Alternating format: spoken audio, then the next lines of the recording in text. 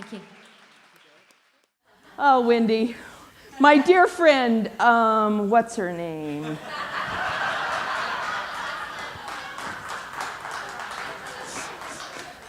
I love you too, Lily.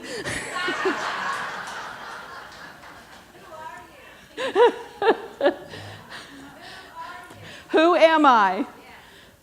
Linda Brewer.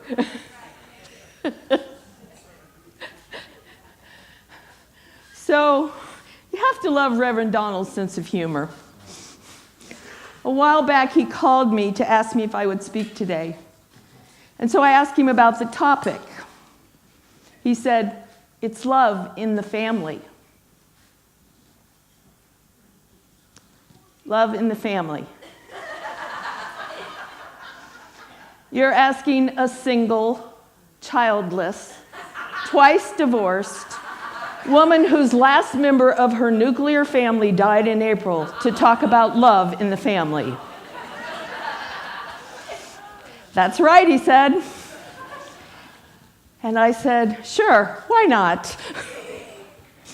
So that's how I came to be up here this morning and how we came to be looking at a larger concept of family than we may think of when we first hear that word. So what comes to mind for you when you hear the word family? Love? Oh, okay. Anything else? Grandpa!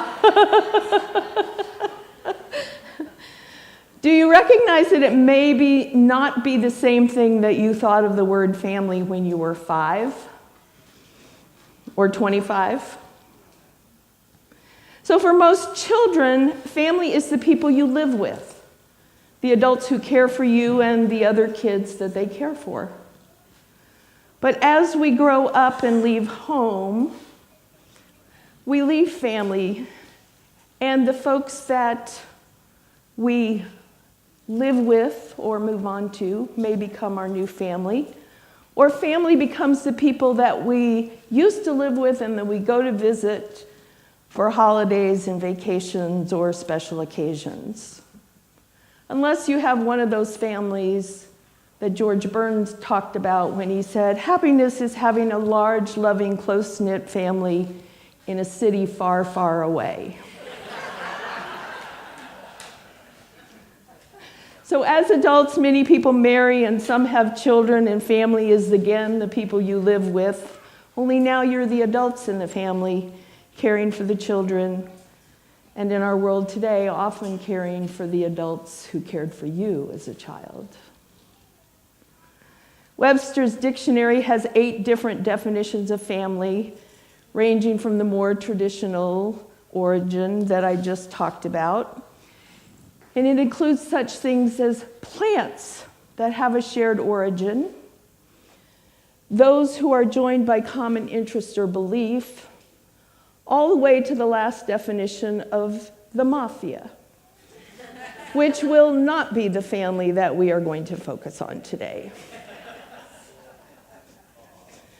Sorry. If any of you know about that, you can come speak on that another day. So today we're going to look at family as any collection of individuals bound by love, which may or may not be biological. And we're going to focus on our church family as a family joined by common interests and beliefs, and we certainly hope love. Now, I was blessed to grow up in a loving and relatively healthy family, which you wouldn't know by the 20 years I spent in therapy. My dad was a career Army officer, so we moved a lot, which means that we often ended up in places where we were the only people that we knew. And so that caused a certain degree of bonding to happen for us. Yet each time we moved, we all quickly created groups of others that became a sort of family. My dad had his work family, my mom, the other Army wives, and my brother and I, our school and neighborhood friends. My brother and my mother were both quite extroverted. They made connections with lots of people and stayed connected with people for many, many years corresponding with them after we had moved away, talking on the phone, sending cards in my mother's case, and with my brother staying connected on Facebook and that kind of stuff. My dad and I were the introverts, living much more in the present and content to be alone, much more than my brother and mom were. And neither way was the right way to be. And we each brought our own gifts and contributions to that thing that we called family. And I say this today for us to recognize that all kinds of people make up a family, including a spiritual family like the one that we have here. And there's no right way for those in our family to be. Now, our theme this month is love from the inside out. Reverend Donald started the month by talking about the love within us, that quiet place where we recognize and connect with the divine love from which we are created and that moves and expresses itself in and as and through us. Then last week, he talked about loving ourselves as essential to expressing that inner divine love, which he equated with divine givingness. He said that it is out of that divine love or divine givingness that the love we aspire to express shows up in our lives, and it shows up as givingness. He also touched on forgiveness as being the key to how we learn to love ourselves so that we might love others. To love ourselves, we must forgive ourselves for anything that we have done that is against our true nature, which he defined as perfection. With perfection, not meaning ideal, but acceptance of what is. The recognition that all is perfect. Because all is an expression of that divine love. And so today we move from the love within, the love of self, to the love within the family. In one of my former lives in this body, I was a professional counselor. And much of my work focused on helping people discover and change decisions they had made as children because their emotional needs were not met in their family of origin. All of us decide at an early age who we think we are and how life is going to be for us. Let me say that again. All of us at an early age decide who we think we are and how life is going to be for us. And we spend our lives living up to or down to those expectations because we are not conscious of having decided those things, nor do we realize the ways in which we unconsciously live out those beliefs.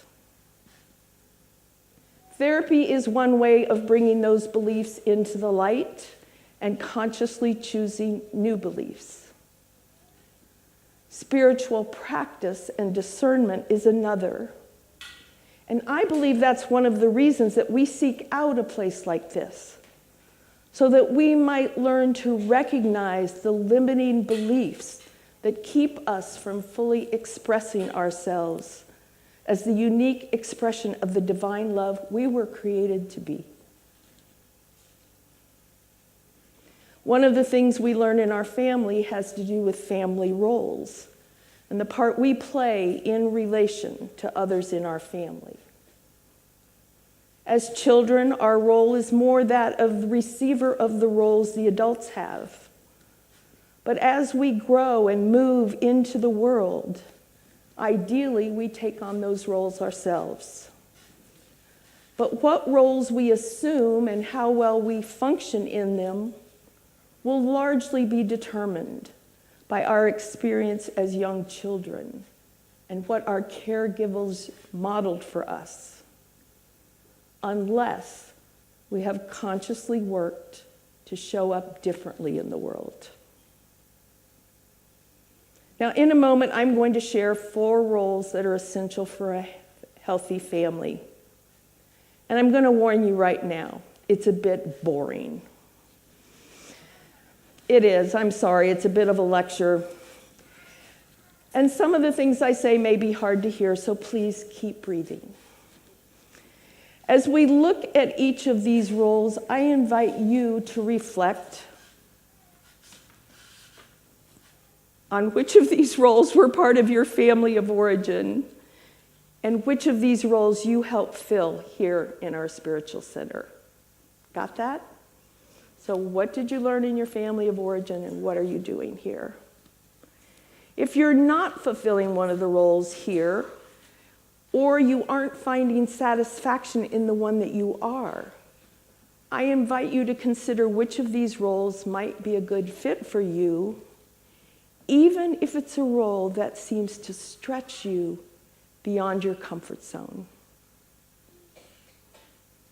Oftentimes, our comfort zone is just that old unconscious decision we made as a child about who we are. But the bad news is, rarely do we grow in our comfort zone. Sorry to tell you that if you haven't learned that already, which I would be surprised to hear. So part of how this spiritual family can help you move beyond your old ways of being is by providing a safe place for you to step into a new role, one that helps you expand into your magnificence and at the same time supports others in the family to also grow in love.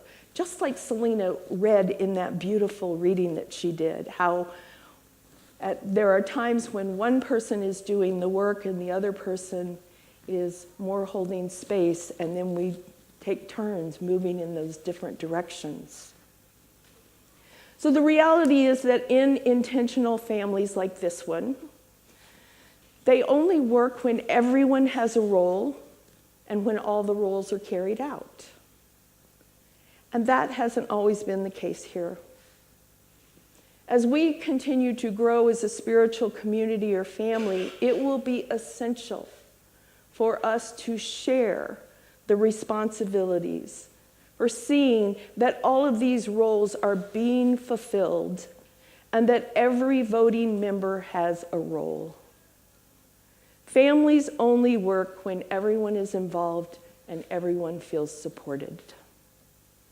Now, guests and those who are new to our center should be afforded the opportunity to be the metaphorical children in our center, while voting members are the adults. And unlike what happens biologically, you get to choose when you move into adulthood in our center. So you can be not a voting member for as long as you want that. And then you can decide to move into adulthood. We have a new member orientation coming up next month if you've decided you're ready to commit yourself to adulthood here. So there are 4 ways of looking at roles in the family.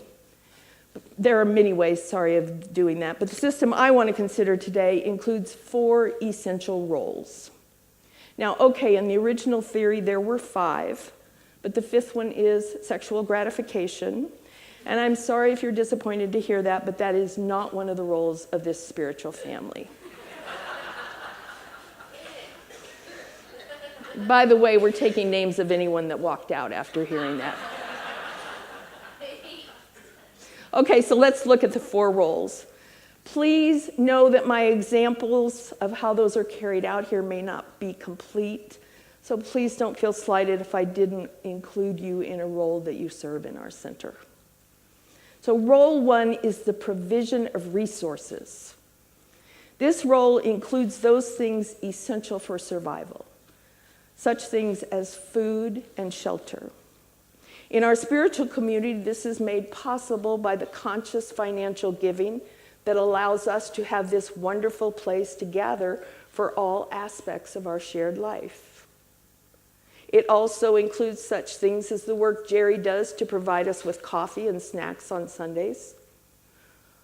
Hopefully, some of you will feel called to share in this role, and she has a request that we have some people. Donald has asked that we have coffee after the service, and we need people to help with doing that if that's going to happen. So if that feels like a call to you, please let Jerry know.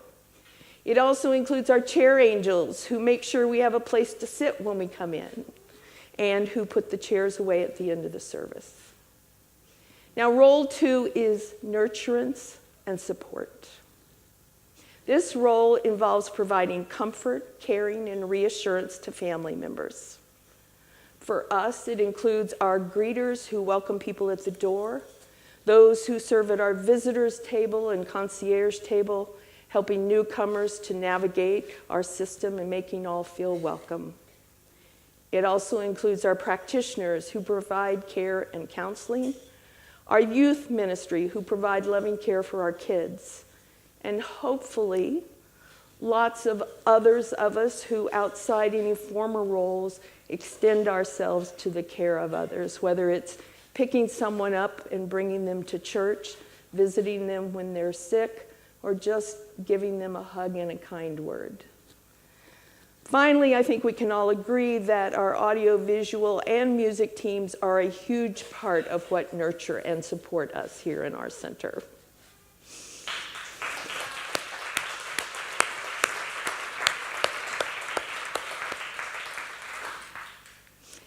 Role 3 is life skills development.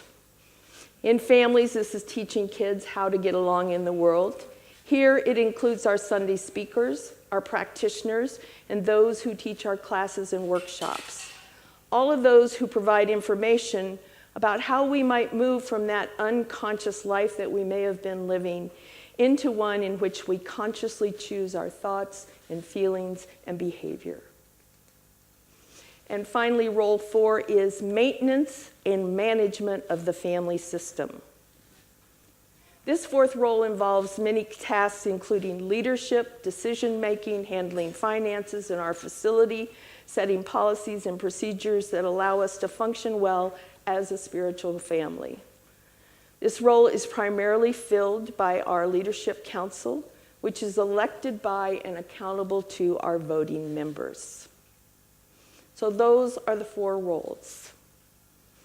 But in order for a family to be healthy, there are also 4 essential elements of role accountability, which refers to a family member's sense of responsibility for completing the tasks of their particular role. And the first element of accountability is that the roles are clear. Each person who has a clear understanding must have that before committing to a role. They need to know what the role entails, the skill set that is needed, and the time commitment involved. That allows people to be successful in honoring their commitment to our spiritual family and to find a role that fits for them.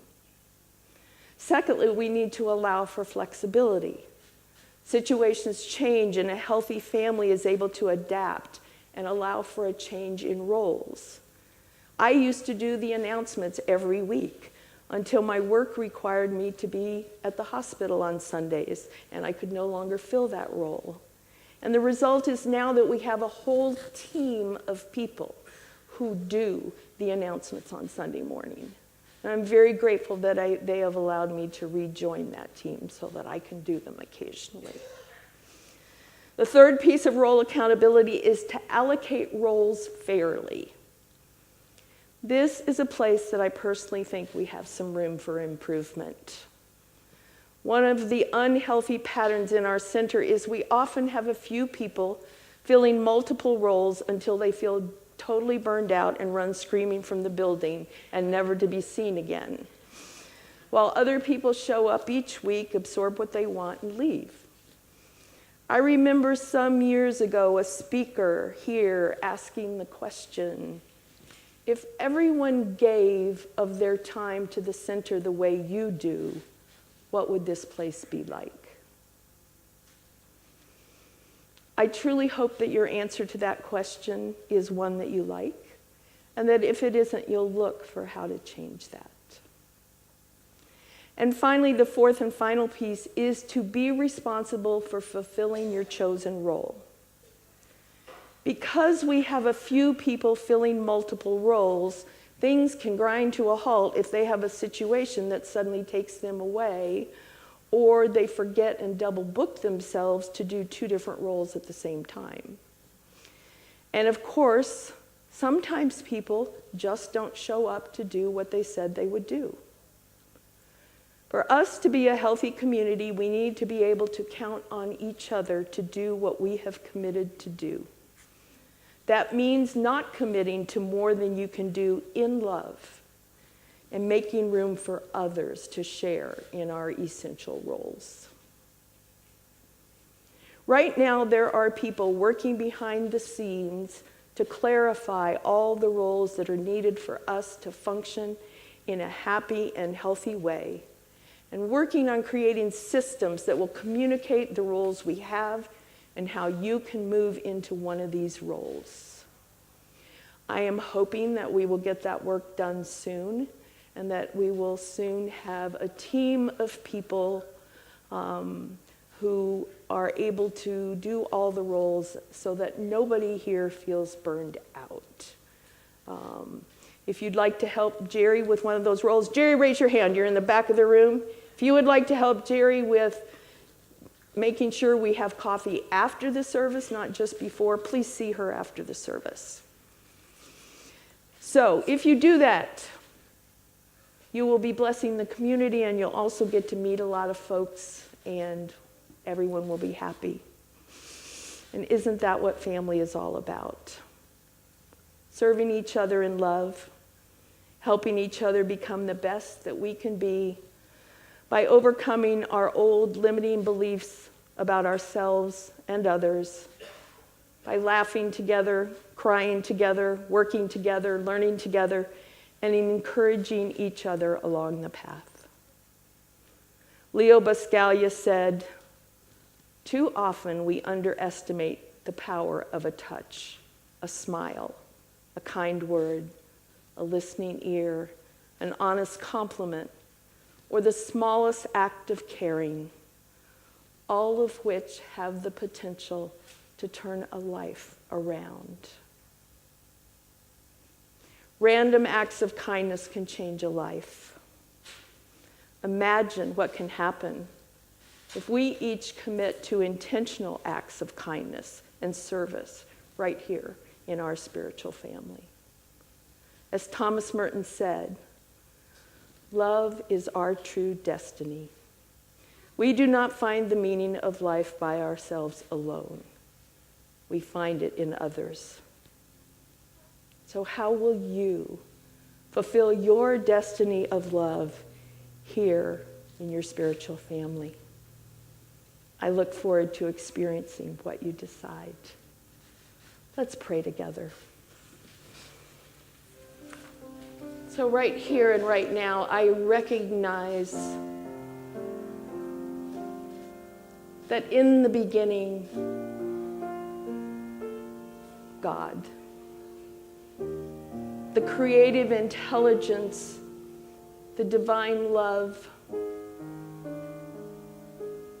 that has brought all things into being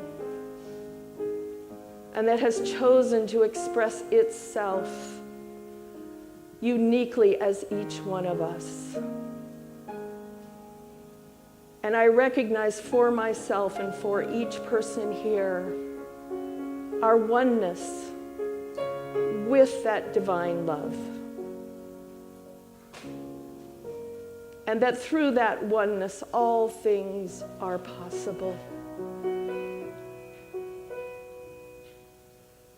And so come forward now. And so in this moment, I am so very grateful for our practitioners who know the truth and speak it for each person. for those who have opened themselves to the willingness to share their desires, and for each person in this beloved spiritual family of mine who brings such joy to my life. And in this deep state of gratitude, I release all of these words into the law which does the work, and know that it is done, as together we say, and so it is.